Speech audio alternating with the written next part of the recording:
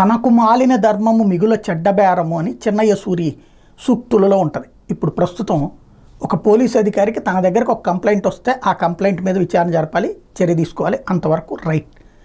కానీ ప్రభుత్వాల్లో ఉన్నోళ్ళు లేకపోతే ఎవరో అడిగారని చట్టానికి విరుద్ధంగా లేదంటే కనుక ఒక తప్పుడు కేసులతో వెళ్తే ఎట్లా ఉంటుంది అన్నటువంటిది ఇప్పుడు జిత్యాని కేసు అవుతుందా?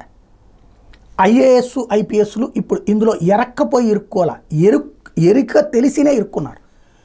జిందాలకు సంబంధించిన కేసు అతను కోర్టులో చూసుకోవాలి, ముంబై పోలీసులతో చూసుకోవాలి. ఇక్కడ ఎందుకు చేయాలి వీళ్ళు? అమ్మాయి బ్లాక్మెయిలరా ఇది పక్కన పెట్టండి, అమ్మాయి బ్లాక్మెయిలర్ అయితే అతను కోర్టులో తేల్చుకోవాలి, అక్కడున్న పోలీసులతో తేల్చుకోవాలి. ఇక్కడి నుంచి మనం తీసుకొచ్చి చేయాల్సిన పని ఏంటి? ప్రభుత్వం వాళ్ళు అడిగితే అది మనం చేయలేమండి అని చెప్పచ్చు.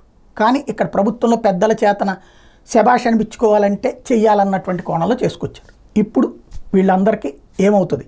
అరెస్టులు అవుతారా, కేసులు పెడతారా? ఇది ఏ వైపుకి మలుపులు తిరుగుతుందనేది చూడాల్సి ఉంది.